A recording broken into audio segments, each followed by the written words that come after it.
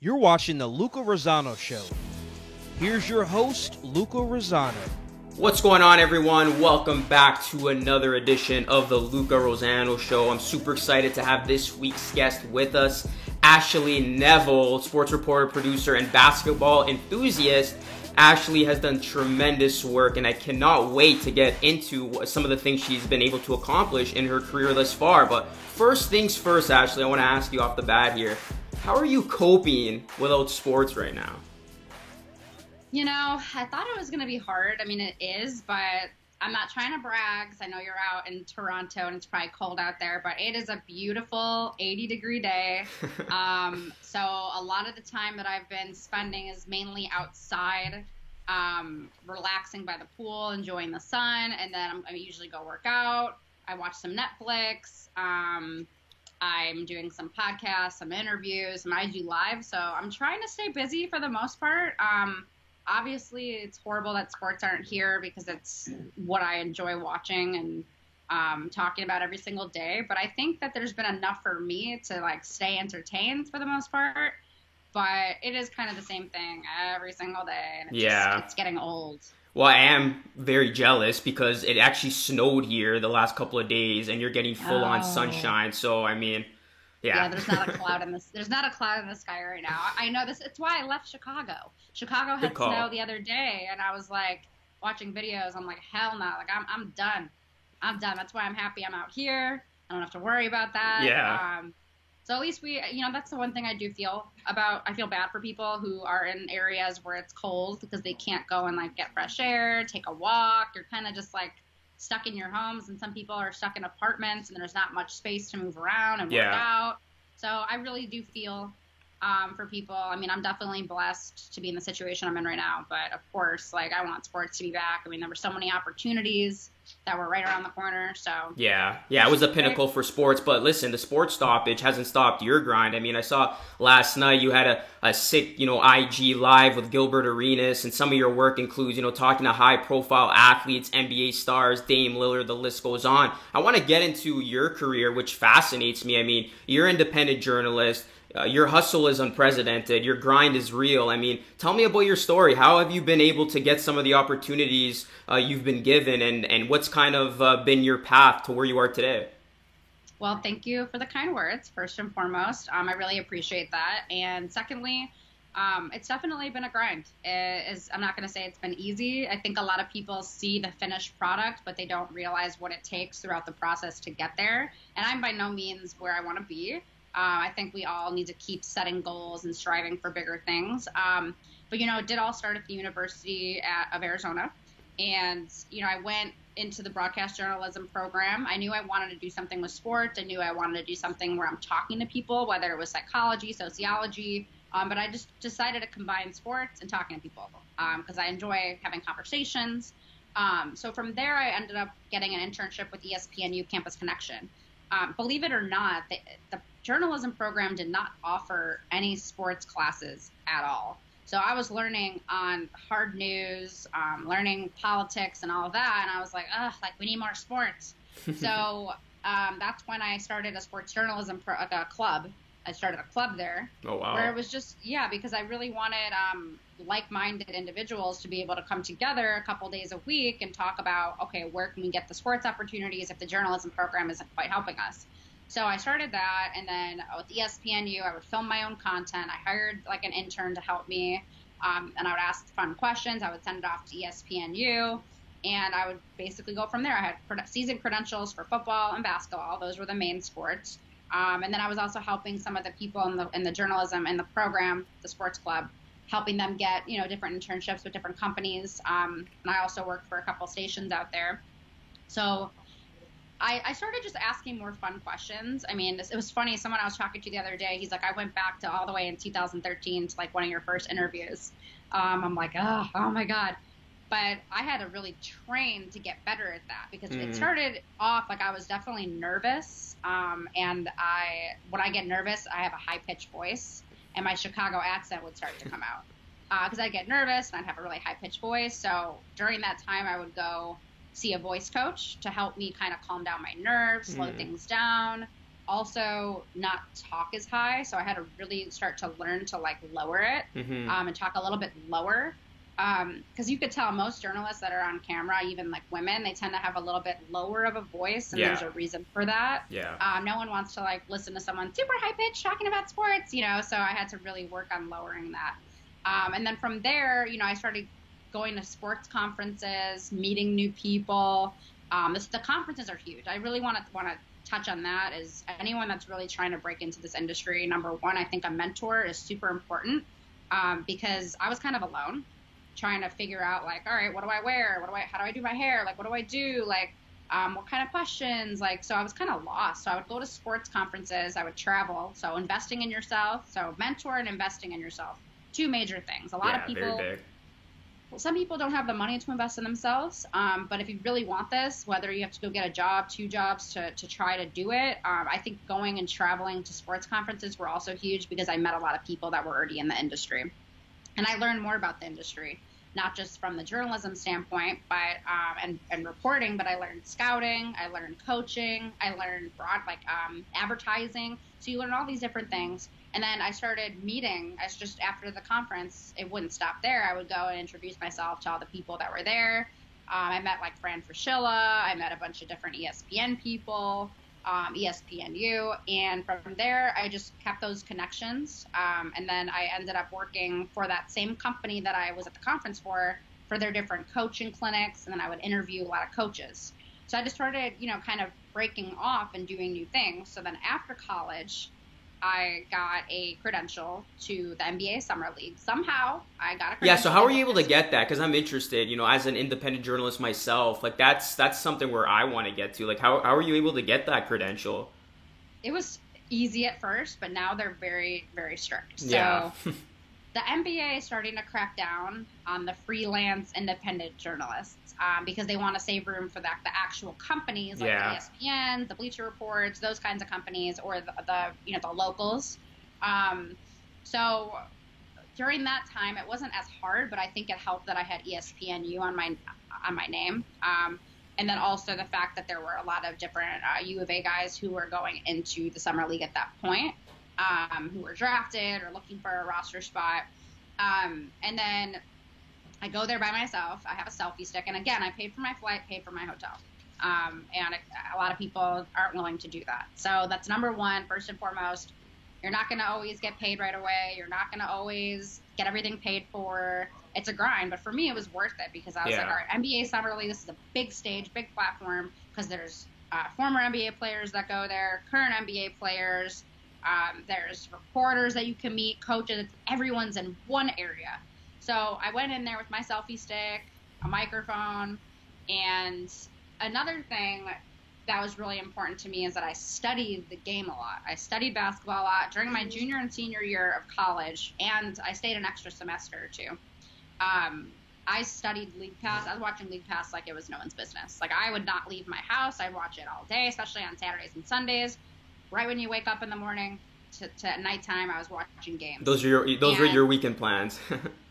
Basically, I'd throw in a massage here and there. I'd go get a massage and whatnot. But I studied the game and players and reporters enough to the point where when I did go into Summer League, I was so prepared. Like, I knew you got to be prepared, because I started noticing a trend where the reporters at that time were asking like horrible questions all the time. It was just like, it wasn't anything fun, and we weren't really like that big in the social media area yet. So I was like, all right, I literally took my phone, like I said, and I took the selfie stick, and I was like, all right, here's a couple things I want to do. I'm going to start posting to social media with my phone. I don't have to buy a fancy schmancy camera. I have what I need right here. So I went there. I was asking fun questions out of the box, and like there were still some reporters there that weren't like really keeping it light. They were talking about the game, and I remember vividly interviewing D'Angelo Russell. There was a scrum around him. And they were just asking, I mean, he was already at that point where his reputation with the Lakers was kind of tarnished at that point. But they kept asking questions about the game and blah, blah, blah. And he was just kind of like answering the generic answers. Yeah. You know, like, oh, you know, like we got to step up, do better tomorrow, you know, that kind of thing. And it just got to the point where it's like, all right, you ask a generic question, you're going to get a generic answer. So I chimed in, they said, all right, last question. I go, okay, like D'Angelo, if you weren't a basketball player, what else do you think you would be? He's like, oh, that's a good question. Probably the best question. Probably a baseball player or something. I'm never going to forget him saying that. That's awesome. And it felt good because I'm like, wow, like I'm fresh out of college. I asked a question that's out of the box and a player respected it. And from then on, like, you know, he's always respected me. And when I see him, we say hi. And there was actually some stations that picked up that question and put it on their broadcasts in LA. And I was like, all right, so I'm this college girl not getting paid and they're hiring all these people to come in and like, they're not getting the content that they need.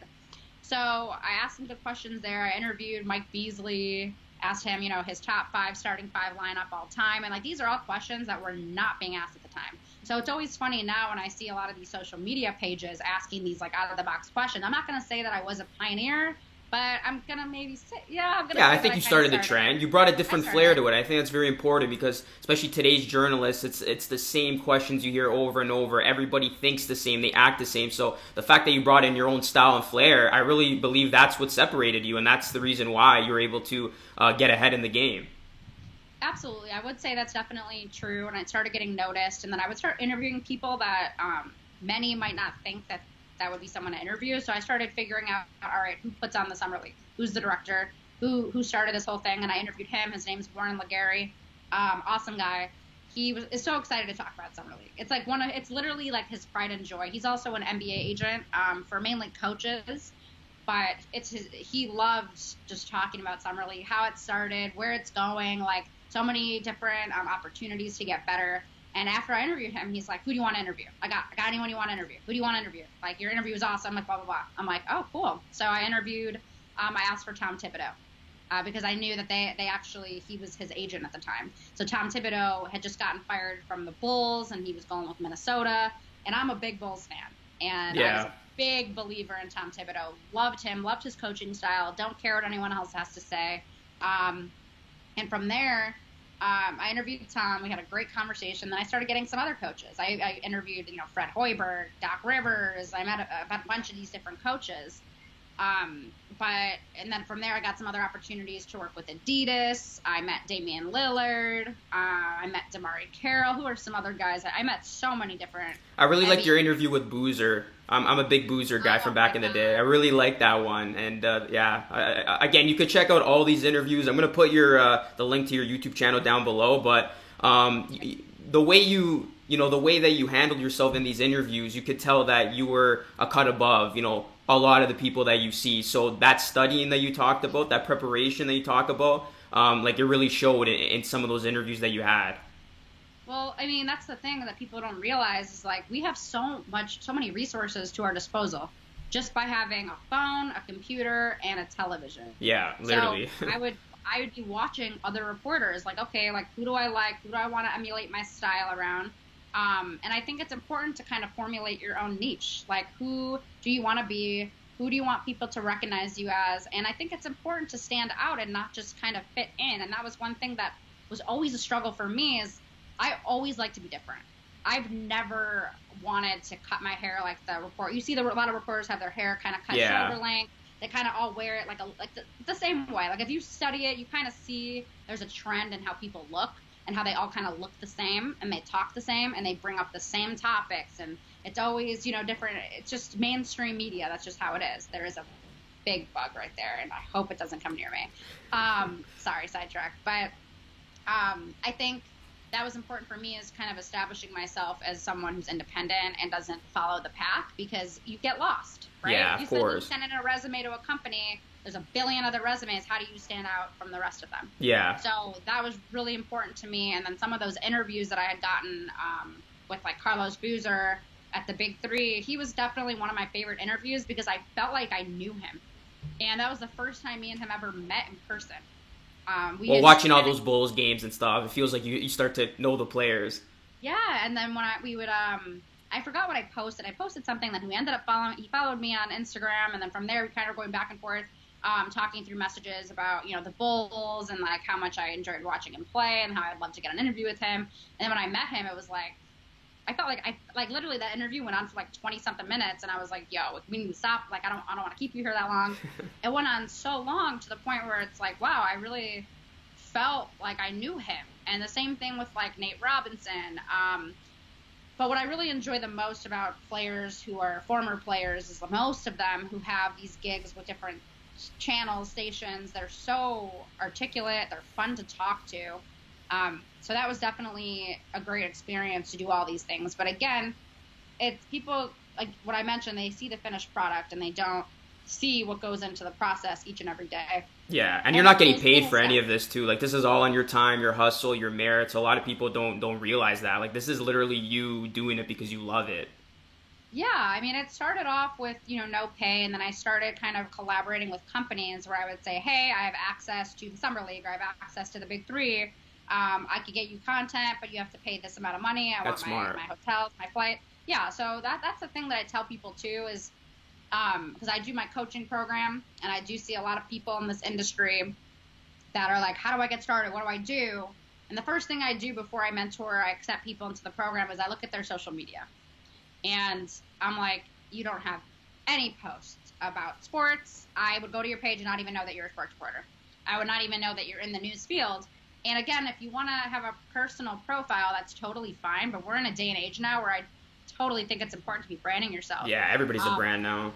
Everyone needs to brand themselves because, again, what we see in sports all the time is that any of these employers or these owners can fire you, drop you at any time. Yeah. And if you don't have your own brand built and you don't know how to stand on your own 2 feet and be independent, what's going to happen? Exactly. You're going to be lost. Yeah. So I tell people, okay, let's see where you're at right now. How can we get better? How can we make sure that you are using your skills to the best of your ability? How can we hone those skills, make them better? So there's some people who have jobs at news stations, but they're not working in sports. I go, okay, first of all, you're in the door. You have the resources. You have the access to a camera, a studio.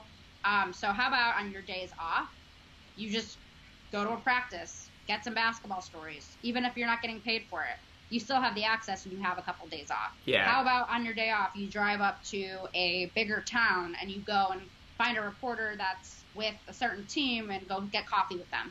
Maybe shadow them for a day. I shadowed Amin Elhassan.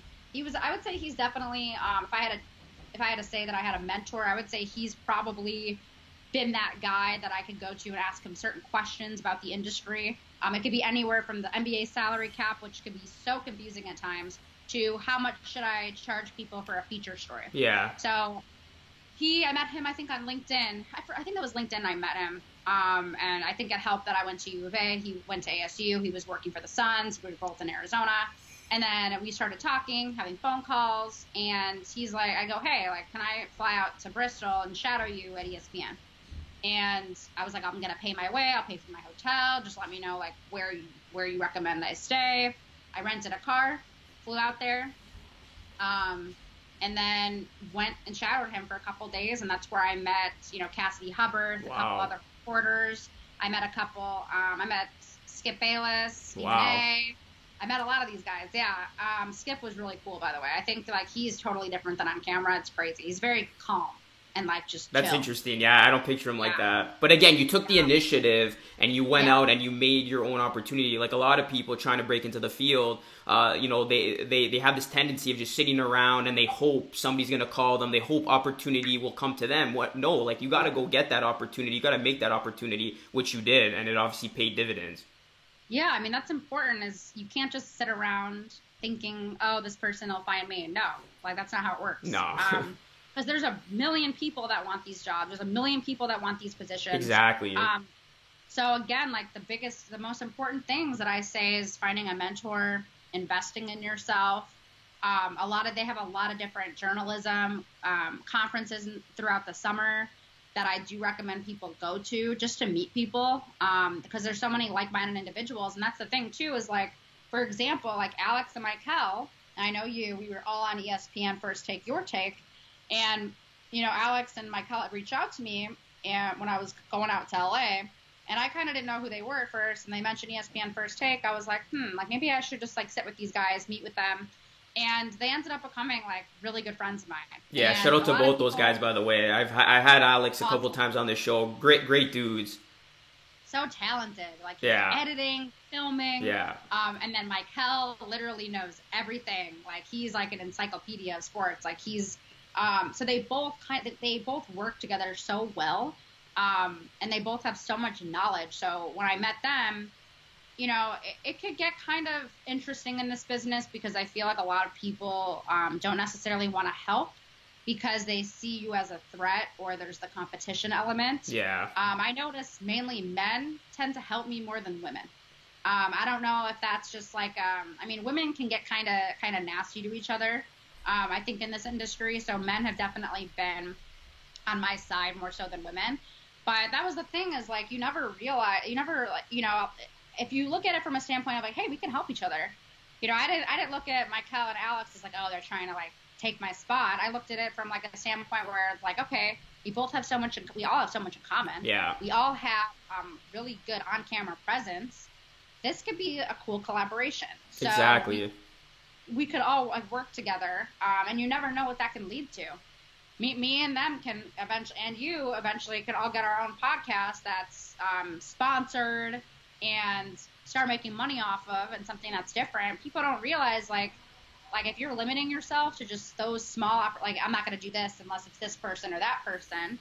I think it's important to talk with and collaborate with as many people as possible because I don't know who you know. You exactly. don't know who I know. Yeah. And if we join forces, yeah, there's a way bigger chance of getting more opportunity from that. And that's a big thing, yeah, because the industry's so saturated. Let's call it for what it is. A lot of people view it as, I got to be better than this person or that person. But the power of collaboration does go a long way. I mean, you network with people that you may have not had an opportunity with. You combine your followings on your socials. So I've always been a big believer of collabs. So that's why I've always reached out to people like you, seeing if you guys want to do hits like this. Because I truly believe it does go a long way, and it could lead to other opportunities that might not have been there.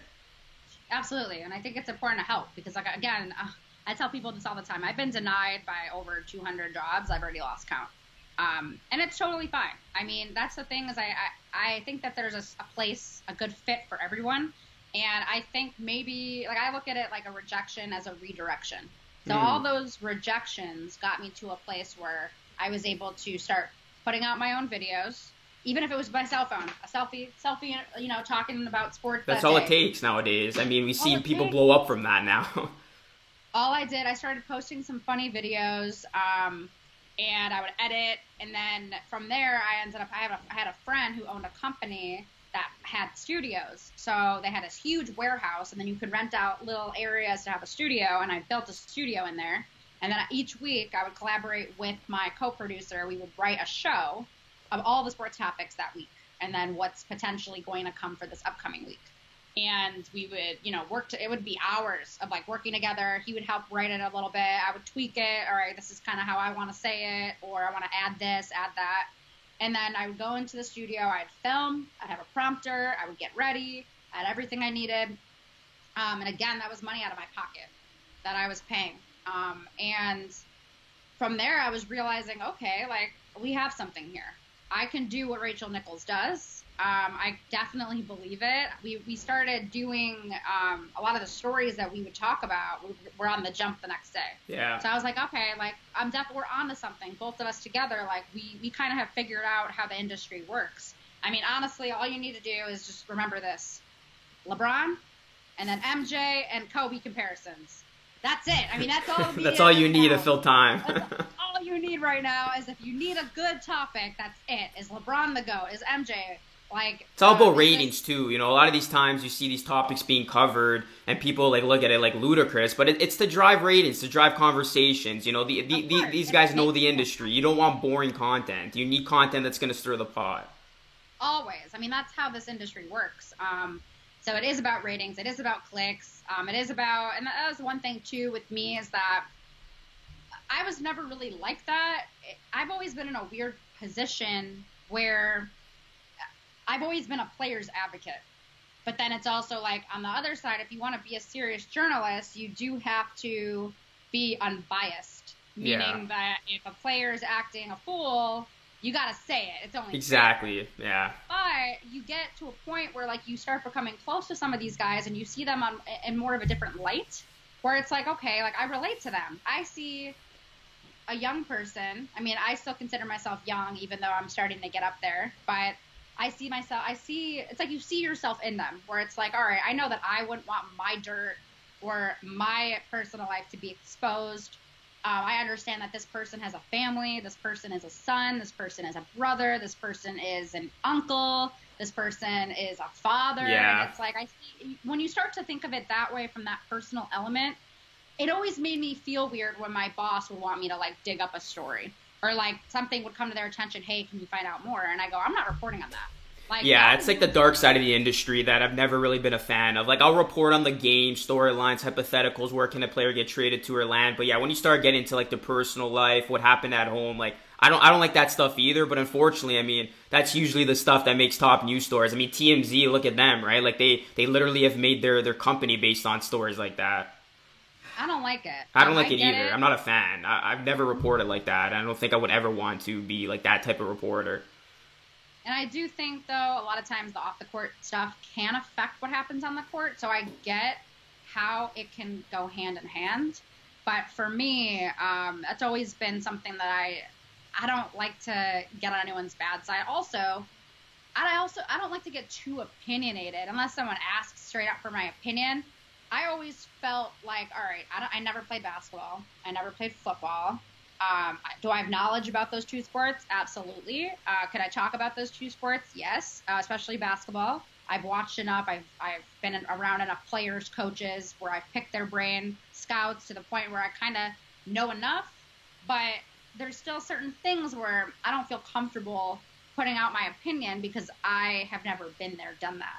So I get when players get angry when they see a guy on TV who literally looks like he's never picked up a dumbbell, and he's talking about their work ethic and they should have done this and done that. Yeah. It's like, bro, you were out there, you would not be able to play the game. Like, you wouldn't be able to dribble. Like, I just learned how to like dribble a basketball a couple years ago. Yeah. You know, and then I'm sitting here trying to talk about how he does a bad job. Like, it doesn't make sense. But yeah, again, it comes down to ratings, because you can even look at like the hot take world, right? Like, you hear the term hot take being thrown around so much now. Some of these guys who go on and say what they say, like, do you truly feel like they think that, or they might just say that to stir the pot, make conversation? Like, a lot of the times these hot takes could be their true opinions, but I believe most of the time it's to get that reaction. I mean, like, we know Skip Bayless, like, you know, you either really like him or you really hate him. And the same with a polarizing figure like Stephen A. or even Max Kellerman. Like, I think these guys are masters of knowing what to say to get people to respond. And that's what essentially drives the industry. 100%. I mean, like I told you, I met Skip Bayless on the ESPN First Take set when he was still there. And it's like night and day. When that camera's on, he flips a switch, camera's off. That switches right back to so that just validates it. He's completely different. Like, he's super calm. I call him calm, cool, collective. He kind of he doesn't really stand out. If you're in a group of people, he's not the one leading the conversation unless he's on TV. That's what I took away from him. It's like the Let's Go On. He's a completely different guy. I mean, even now, like, there's nothing to talk about, and he's still going on and on and on about how LeBron's not the GOAT. But again, it drives people insane. It grinds their gears, and it creates conversation all over Twitter, Instagram, YouTube. It's what makes it, though. It is. Like, that's why that's fun television. Yeah. People like to watch. I mean, people like controversy. Exactly. People like drama. Like, they like, to be honest, if there's like just a regular news story and then there's a drama story, I'm gonna be like, ooh, drama. Let me just take a look at this. Like, even though even though it's like none of my business and I don't want to like judge that person, it's still like juicy. Like, ooh, like, who's doing something bad now? Like, let's take a look at it. It's just human nature. Yeah. We like things that are like out of the norm, or drama, or things that are gonna make us mad. It's like, ooh, like, we all have an opinion, we all want this, but it is for ratings. I mean, Stephen A. Smith, when you interview him, when he's not in that argumentative state, he's so fun to talk to. Yeah, he's a great guy. Max Kellerman's the same way. He says things that he likes to stir the pot to. He says some crazy, out-of-pocket things, but I think they needed that to be able to fill that Skip void. Exactly. Skip was the guy who was saying, again, he like loves to hate on LeBron. I don't think that they mean it. 100%. Oh, yeah, that's why. I've seen them in person, completely different people. Like, Skip is such a nice guy. He is a really good person. See, that interests me with Skip. Person. I mean, yeah, that's crazy, because he looks like a completely different guy on camera, like complete opposite of how you're describing him right now.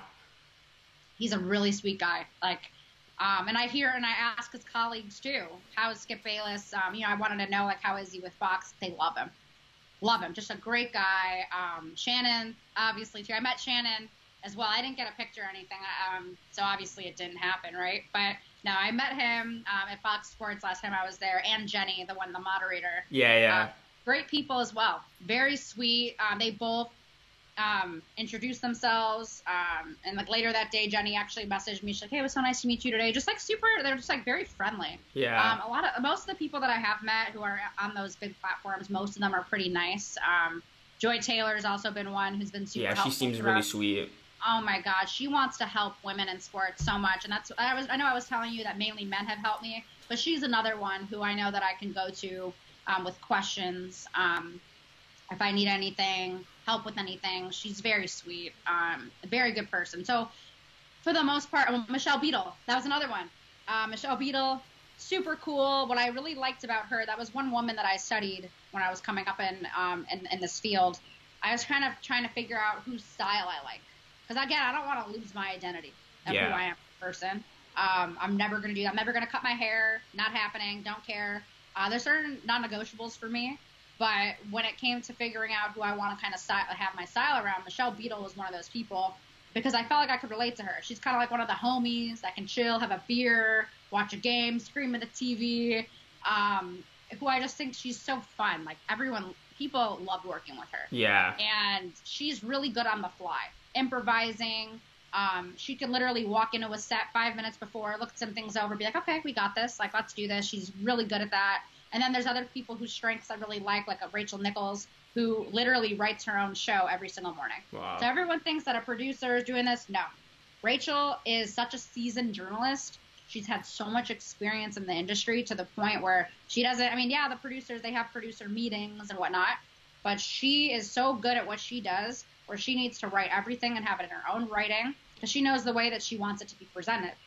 So every morning, before every show, she's writing her own broadcast, her own show, and it's excellent. So you have two different types of reporters. Yeah, and I think that's important too, taking, people's styles, not copying them verbatim, but again, like what you mentioned earlier in the show, taking someone who you kind of see yourself, who you want to emulate. Like for myself, it's like a guy like Stephen A. It's a guy like Skip Bayless, where you can stir the pot, you can come up with a hot take, but then you have facts to back it up, for yourself, looking at a Rachel Nichols or Michelle Beadle, again, taking elements of their craft, but again, adding your own flair. And I think that's how you're going to create your identity in a field that's so saturated with all these journalists, because let's call it what it is now. Everybody's a journalist now with a phone. I mean, you go out to a game or you go out on the street, see something crazy, you film it, and like all of a sudden you got like a million retweets and you're considered verified or like validated.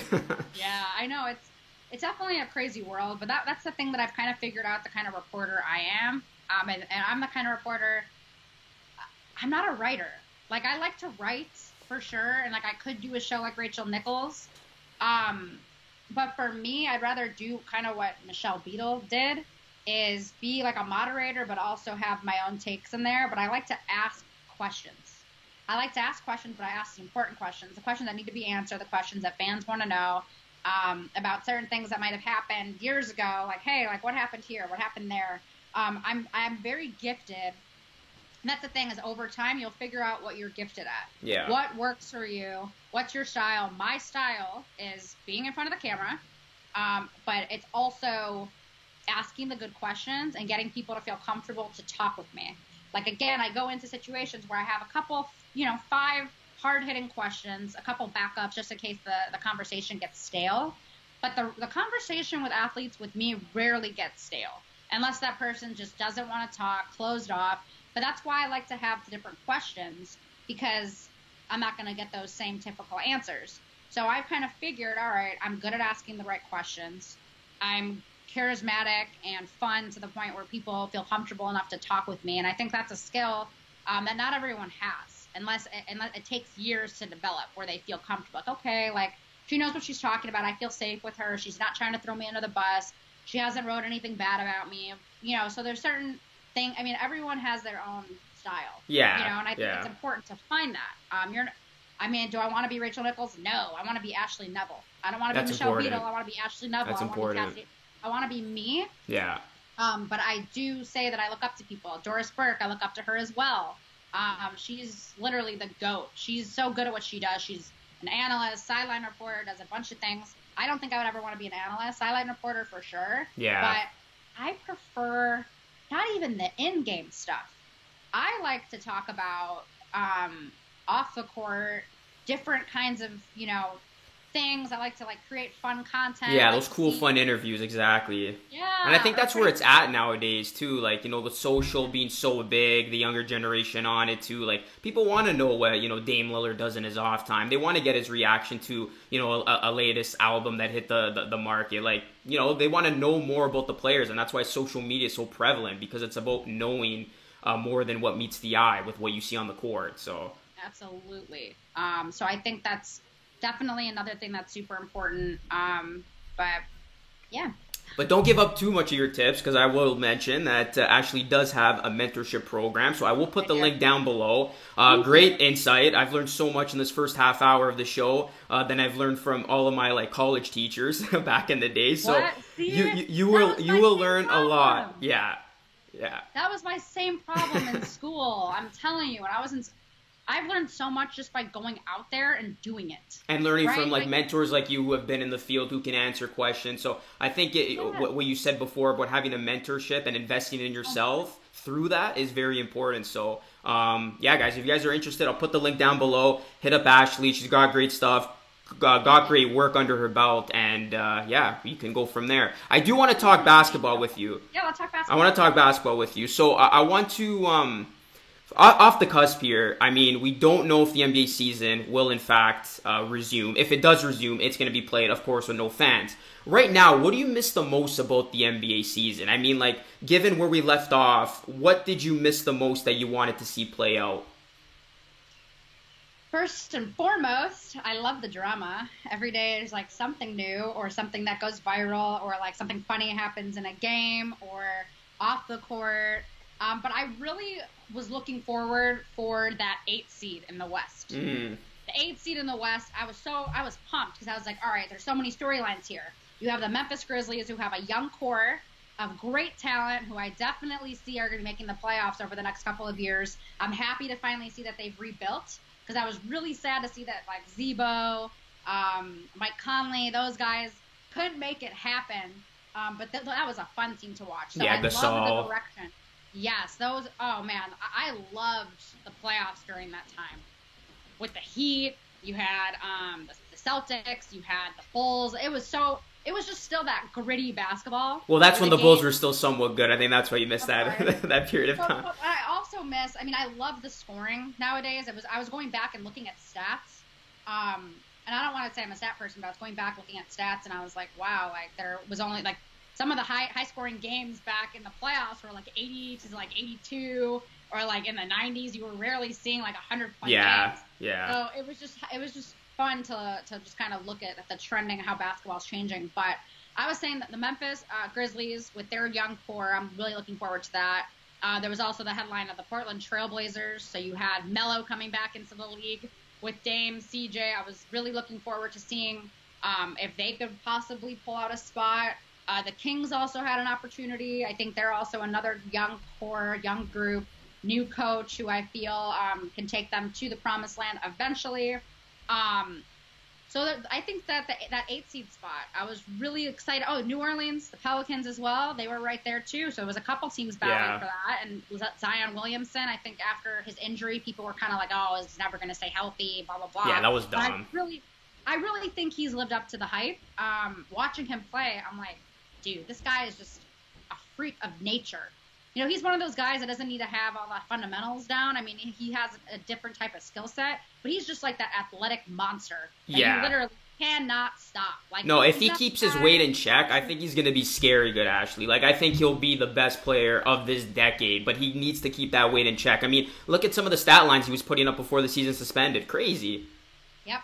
He was he was really starting to feel it. And that's the thing with him is he also needed, I think at first, just to get out of his head, get those butterflies out of his system. Because it's definitely a different animal, being the number 1 pick, coming out of college, you're not, you're confident, but it's a totally different beast. So I think that was really enjoyable to watch and see if maybe we can have the Pelicans up against the Lakers in the playoffs first round. Oh, that would have been ratings galore. A great storyline. You have Zion, who's the face of this league in the next couple of years, against LeBron, who's been on the throne of that. So I thought that was – so there was a ton of storylines there. Do you still think we're going to get the playoffs? Because, I mean, that Lakers-Memphis series could happen. I mean, it's going to suck not happening in front of fans, but there's a lot of speculation now that the NBA could resume. Florida has made sports allowed where they can do things and stuff like that essential. So, like, do you think we'll get playoff basketball, or do you think the season will be an absolute wrap in terms of being canceled? I keep seeing different reports every day. It's sports are unlikely till 2021. Especially in New York, I know that they might not have anything until 2021. New York's a mess right now. Extremely hard, which is it's devastating. But I don't know at this point, because here's the thing. You're going to come back with no fans. How are you even going to really generate the revenue that you need? So basically, like, they're losing money at this point because they're still having to pay the players. They're still having to pay to keep the lights on in a facility. They're still having to pay for all those little things that no one really thinks about. And then also, obviously we need to broadcast those games as well. But there's no moneymaker. Yeah, you're only getting TV money from that in that sense. Yeah, you're not getting any fan revenue. So it's like, it's kind of, I mean, we want to see sports come back. I want to see sports come back. But does it really make sense at a money standpoint? A financial standpoint, I'm not so sure, but I do think they're going to come back because you can't just cancel the season. That's the thing, too. And I mean, I think you almost have to have games played, because if you're waiting to get to a point in time where you can have fans allowed back in the arenas, that might be 1 to 2 more years, because until a vaccine comes into play, you can't have, 20, 30,000 people in an arena. And again, are you really going to postpone sports for 2 years? You hear Donald Trump saying it's so a huge part of our economy, which it is. You got to bring the game back. So, I mean, I think they will bring it back closer to, like, I would say August. We will see a conclusion to the season. But it won't be in front of fans, which will really be interesting to see how that's going to play out and affect teams' performances. I mean, teams thrive off fans. I know my Raptors thrive off the fan base, like some of these other teams too. So it's going to be a different game if we do play this summer with no fans. Well, they were also thinking about having, this big bubble in Vegas where they had everyone kind of quarantined in the same hotel. Yeah, I read that. And I mean, it sounds like a smart idea, but then I think about this. If they're allowed to go see their families, because you're not going to want to, I mean, are you really going to quarantine a bunch of NBA players by themselves in a hotel for a month without seeing their families? It's not going to happen. And then it's probably 2 months or 3 months for the people who do play in the playoffs. They're not going to see their families. But not going to happen. So then you've got these guys who are quarantined in a hotel. They can go see their families. How do we know who their families are interacting with? We're seeing a lot. I mean, we saw what happened to Karl Anthony Towns' mom. Yeah, rest in peace. Extremely devastating. I'm praying for them. But no one is safe at this point. I mean, you might think, like, oh, it's not going to happen to me. It's not going to happen to someone I love. But this is the reality we live in now, is that anyone can get infected. It doesn't matter how much money you have. It can't bring someone back. It can't help pay to fight the illness. I mean, we all can be victims. So It has me wondering, like, okay, you lock everyone in there in the hotel, and then they're still seeing their families, but where are their families going? Are they going to the store? Exactly. Are they picking things up? Are they hanging out with their friends? Are they doing that? Because, like, do we really think they're going to follow the rules 100%? You really think that athletes are going to follow the rules and not see anybody outside of just their teammates? They would kill each other. Exactly. I think they would kill each other. Yeah, 100%. They were saying, too, which, on the contrary, a lot of people were kind of looking at it with a lot of, backlash, where they said that they would test the players every single week. But then again, you're saying how some people in the public can't even get a test, so then these athletes would get a test every single week. Like, how would that be justified? That wouldn't go over well at all. It's not justified, because you're going to test the players every single week, but you're not going to go and test the mailman who's still delivering the mail. Exactly. You're not going to go test the police officers, the firefighters who still have to do their job every day. You're not going to be able to test the fries workers or the grocery store people or people at Starbucks even. You're not going to be able to. What about the restaurants that are still in business? What about doctors, lawyers, all these people that still have to go to work every single day and interact with people? But you're going to say that basketball is an essential business? In my opinion, yeah, it's essential to get us, away from the reality of things. But everything I just named that can't get access to tests every week, those are essential businesses. Those are the people we need to get the test for 100%. No, I couldn't agree more. Yeah. To be honest, I'm a sports fan, big sports fan. You are as well. But, is sports really essential? I don't know if it is. It's more entertainment more than anything. You saw Florida say, too, WWE is essential. Really? We can't live without sports and sports entertainment? Of course we can. I think that's a load of you-know-what. Yeah, just play the reruns. I mean, no one wants to watch reruns. I get it. But I think also it just shows what our society has come to. We are so dependent. We have all this codependency on all these other things that we don't know how to just be. We don't know how to just be in the moment. It's a really good point. We don't know how to just, wow. Right? It's why can't we just chill for a second? Yeah. It's we always want to be I can't just sit stimulated, still. Right? What's next? What can I see? Yeah. It's always the next show, the next game. Oh my God. I mean, yeah, we do need something to look forward to. It's we so do true. need something to live for. I get it. But I think sometimes you just need to just chill out for a second. Yeah. Everyone is so obsessed with work. And I get that we have to make money. We have to do this. But sometimes I get to a point where I'm what does all this even mean? Right? If I can't even enjoy my own solitude, being alone with my own presence, my own being, what is life even about if I have to depend on watching a game every day to be happy? Wow. No, that's true. And I mean, that could be the silver lining with everything that's happened in this pandemic. Mm-hmm. I mean, for as obviously unfortunate as it's been, it's slowed down the world. It's made people appreciate what they have. It's made people realize, I'm not going to take things for granted anymore. And it got people out of that, rat race, as I call it, that 9-to-5 rat race, where it's I got to be here, and then you neglect friends, family, loved ones. Whereas now, you have no excuse to spend a lot of time with people you care about and to do a lot of things that you would love to do if you had the time. Balance. I think this work-life balance is so crucial. That people forget is your mental health is so important. I think it's number one. I get that we need money, but you realize so many people spend all this time trying to make money that they forget to focus on their health. And eventually they're going to end up using all of their wealth to spend on their health because they didn't focus on it enough when they were younger. So I think this is a time where people really need to start taking a look in the mirror. Am I healthy inside? Am I healthy inside? Am I healthy enough to where I could be by myself? Am I healthy enough to where I feel good 100% of the time? Am I taking that focus to realize, all right, maybe I should go to the gym.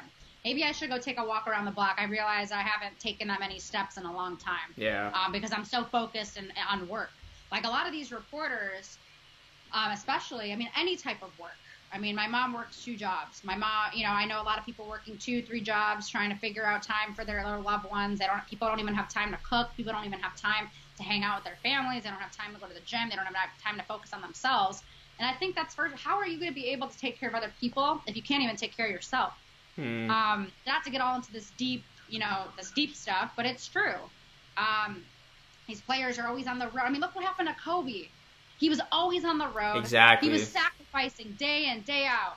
He was literally at the gym at 4 a.m, would be working out all day, maybe spend a fraction of the time with his Yeah, he was working harder in his second career than he was in his basketball career too. Yeah, and it's got to a point where, wow, he was finally starting to spend more time with his family, make up for all that time that was lost, and look what happened to him. You never know when you can go. That's the most devastating part of that whole thing is that we were really starting to see Kobe as a father, not as that fierce competitor. And this is a lesson that everyone needs to understand is that I get that work is important, but your mental health, and I'm so happy the NBA is touching on it so much more now, is how stressful and how much anxiety it can bring every single day is. These coaches too. You see a coach get into the league, you look at him 2 years from now, he's going bald. He's getting old. He's getting stressed. These gray hairs. It's a stressful business. And it's not just basketball. It's all these businesses that put so much stress on you mentally, where you can't even focus on the things that matter because you're so stressed. So I think this is the time now people need to take a look in the mirror. All right, what do I need to do to work on myself, both physically and mentally, that I haven't been able to work on because I've been so busy? We need to make more time for that. Yeah. We need to. 100%. So I hope that if we do, like you said, learn anything from this, it's that, is working on yourself from the inside out. Wow, you don't only have great basketball wisdom, you have great life wisdom, and I'm very glad you brought that point up. Ashley, I do want to touch on this before we get into a rapid fire segment of the show, because I want to get into some cool questions with you. I am a Toronto-based content creator. My team, of course, is the Toronto Raptors. I want to get your perspective on this team and what your overall thoughts have been on the Raptors, and would you view them as a top-tier contender amongst some of the other top teams when talking about, NBA title contention? You know what's amazing about the Raptors is they really haven't lost a beat since they lost Kawhi. And I've been very impressed with how they've been able to keep things together over the past. They've been in the playoffs almost every year for quite some time now. Yeah, 7 years in a row they marked this year. Wow. So yeah, even without Kawhi, they were still playing great basketball before they got him and now. So I definitely think they're playoff contenders. Do I think that they have a shot at winning the championship? No. But do I think they have enough pieces to really be a threat? Yeah. And I have to mention Pascal Siakam. I mean, he's a guy who I was watching. I don't know if you were watching Norman Powell's story, his IG Live the other day. I think he had on DeMar. I know he wants to try to get Kyle on, but Kyle is doesn't want anything to do with social media or anything right now. But what Norman was saying, and I think DeMar was talking about how Siakam, when he first kind of started out, he wasn't happy with the way he was playing. He was kind of down on himself, and he's like, dude, it's going to pay off. Same thing he told Norman, dude, it's going to pay off. Chill out. You're gonna get better, figure it out. So they were telling some really good stories. I really enjoyed the stuff that DeMar would put Norman through when he first came to the Raptors. It was really fun to listen to. But I do think they have enough to be playoff contenders for sure, but to win the whole thing. So why do you say that they can't be a team that gets back to a final? Is it because they lost a guy like Kawhi? Like, when you look at this team now, they got obviously Siakam, the veteran Lowry, pretty much the same team from last year except Kawhi and Gasol, of course. Kawhi and Danny Green, of course. What do you think they're missing to get back to that NBA Finals? Kawhi and Danny Green. Well, like that go-to guy. You don't think Pascal Siakam can be that guy to get him a big bucket late like a Kawhi Leonard did? Not quite there yet. No. I still think he needs a couple more years under his belt to be that guy. But Kawhi, he's a different animal. Yeah. He's a guy that you could put into a category with a KD, with a LeBron, with a Kyrie, with I'm trying to think of some other. I think he's the best player in the league, to be honest with you, Kawhi. He cemented that, I think, during last year's postseason run.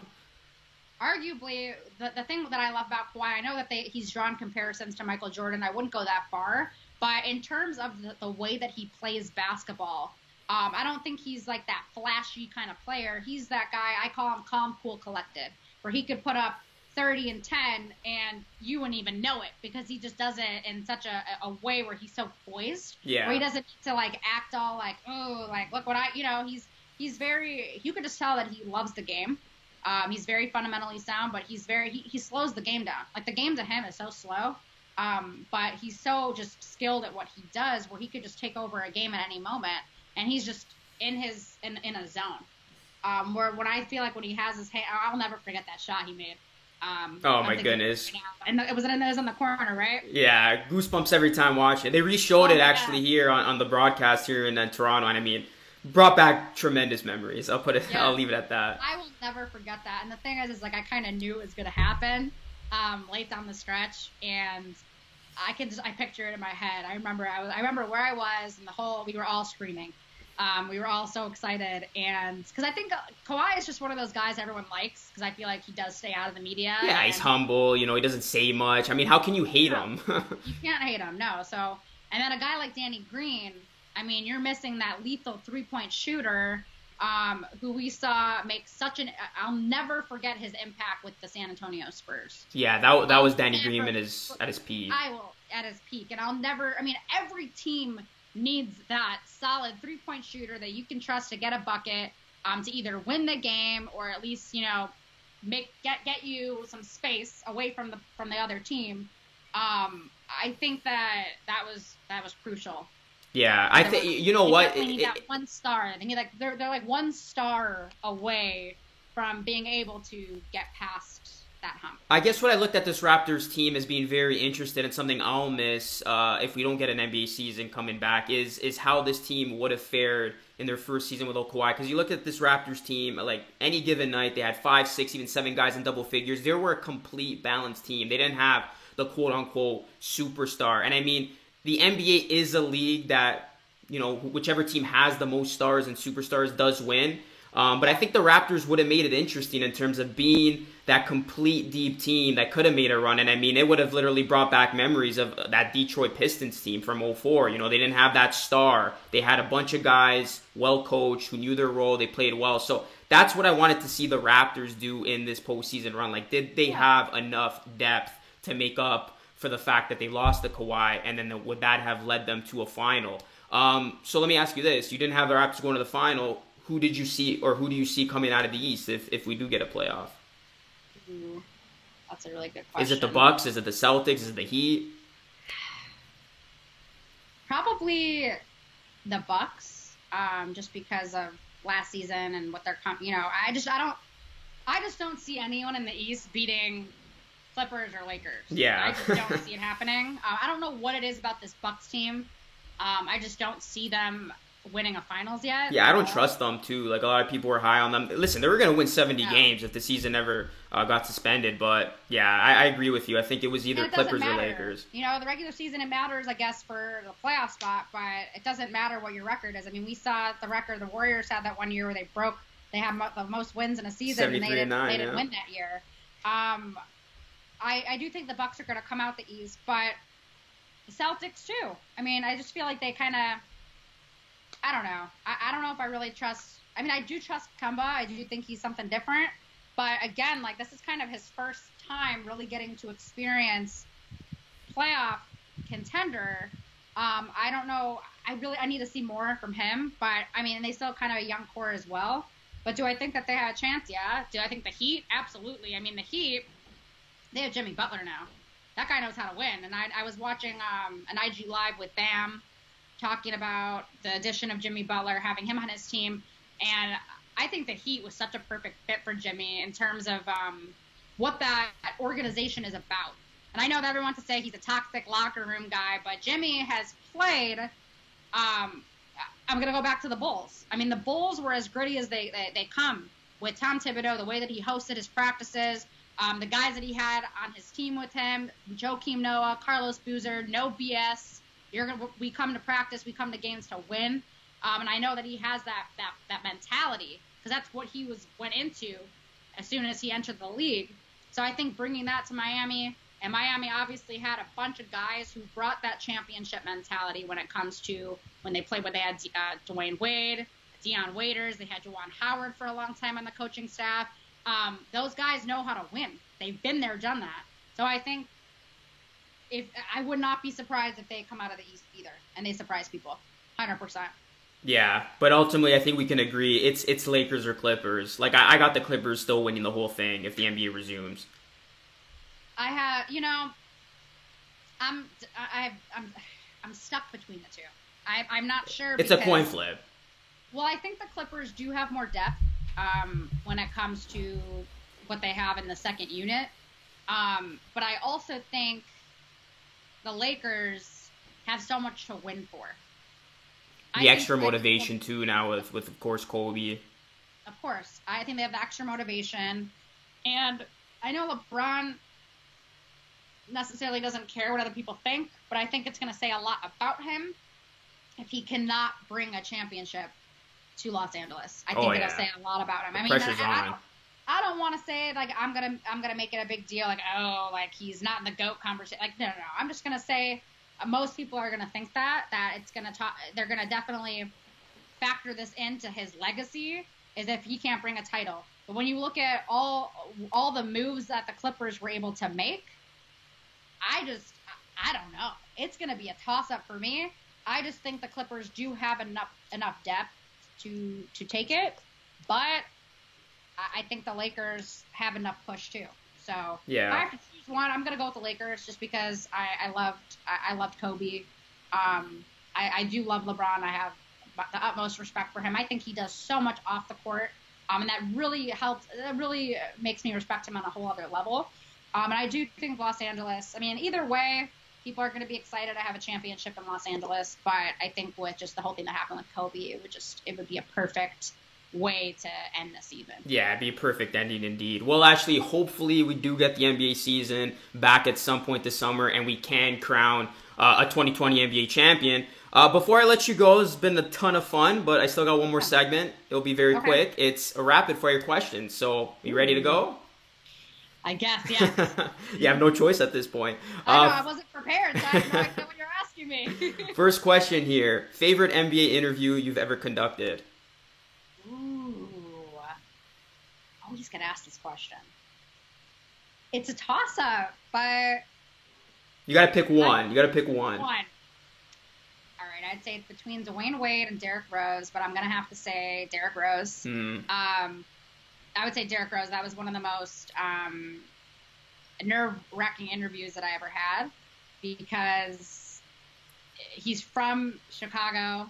So I know it's supposed to be rapid fire. I'm not even going to give you a why. But Derrick Rose, I would say, is probably my ultimate favorite interview. I was shaking during it. I've never been starstruck before, but with him, I was like, yo, it's legend, Chicago legend. I'm like, I love this guy. Like, so, and he's so humble.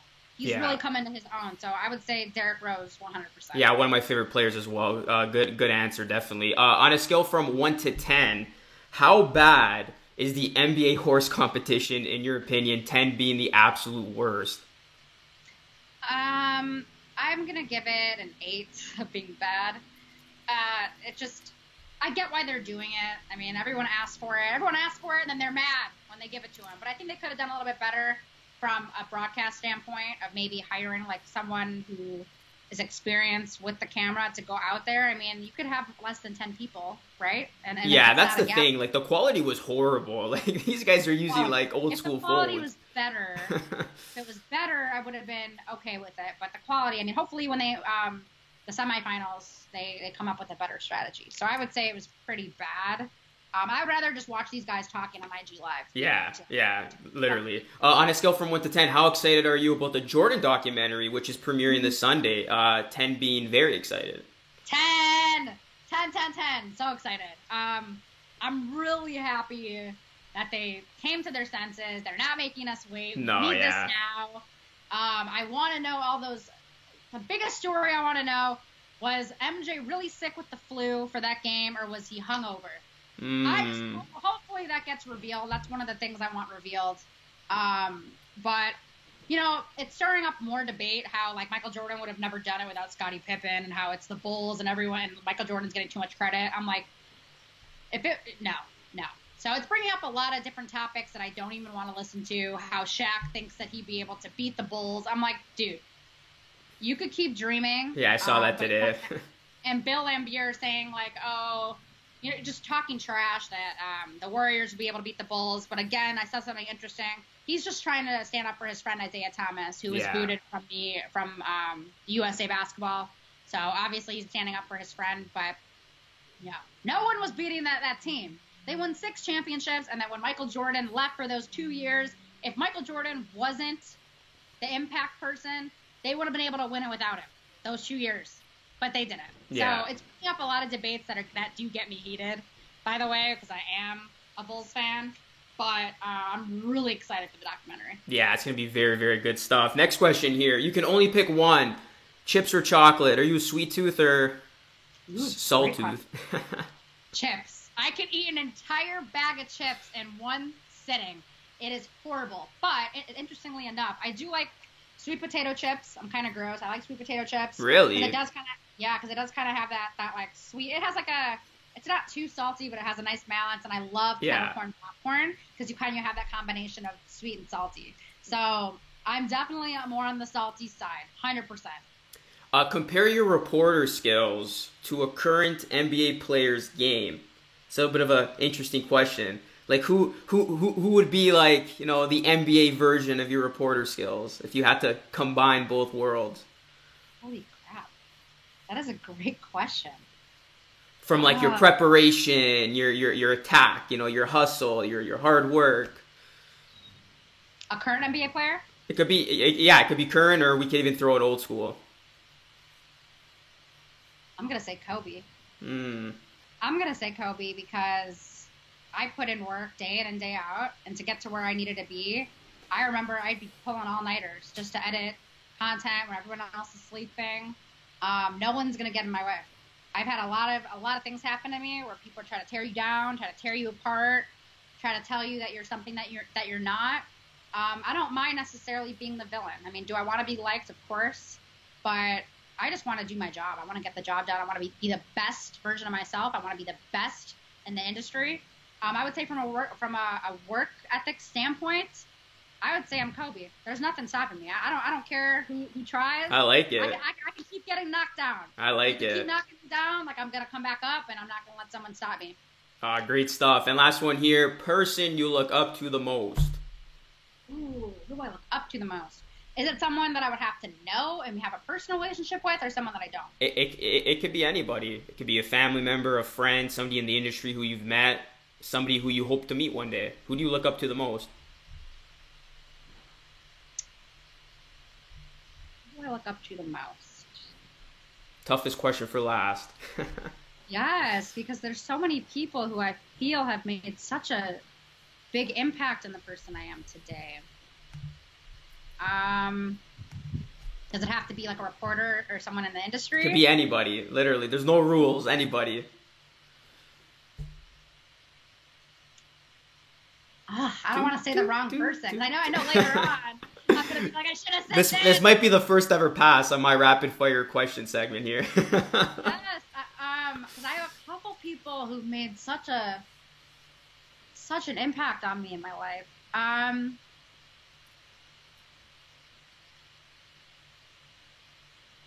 gonna try to. Oh man. Okay. I'll just name someone who I never met, who I feel has a lot of impact in the sports industry, but not as much so anymore. But I'm gonna say, this is crazy, I really looked up to Tim Grover and the book Relentless, and he talked about how he was able to coach MJ, Dwayne Wade, some other players. I read his book a lot, and I felt that it really gave me perspective of how to be a separator, how to separate yourself from the pack. I really look up to his style, what it takes to be relentless. I know, Jamal Crawford talked about him a little bit. I would say him, and then even like a guy like a Gary Vee. Those guys who are just no BS. Don't let anyone tell you can't do something. Put in the work. I mean, I would say there's more so people that aren't reporters, but the people who are more like motivators or go more in depth in terms of like the psychology standpoint of who you are as a person. I like to dig deep into that style because I think it applies to every area in life. Yeah, so, it really does.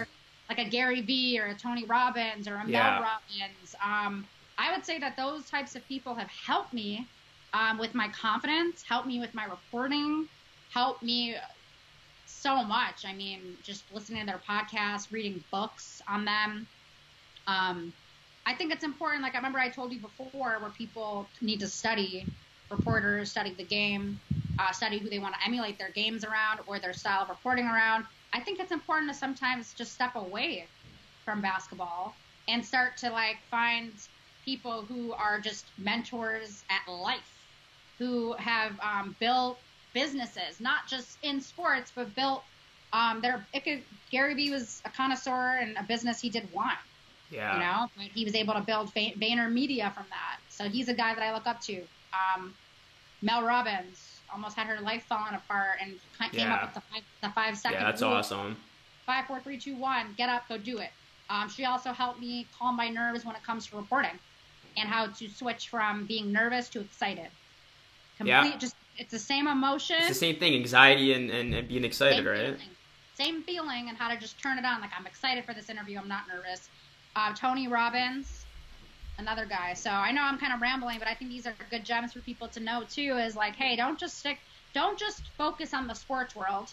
focus on other areas, other components, because some of these people have so many good life lessons and so many ways that can help you be a better person, a better performer when you're on stage or when you're reporting, where I think like all those people I've kind of pulled different gems from that I'm just going to take with me for the rest of my life. No, that's great stuff. This was an awesome conversation. We've been talking for an hour. I could go for another 2 hours, but I know you're busy. I know. Thank you so much for taking the time and being on this show. Guys, definitely go follow Ashley. All of her links to the social media channels will be down below. Definitely look into her mentorship program. Great stuff, great insight. Ashley, thank you so much. Stay safe out there, and we definitely got to do this again soon. Absolutely. Let me know anytime. Guys, thank you so much for watching this episode of the Luca Rosano Show. Like, subscribe, share, and have yourselves a great weekend. Until next time, stay cool. Peace out.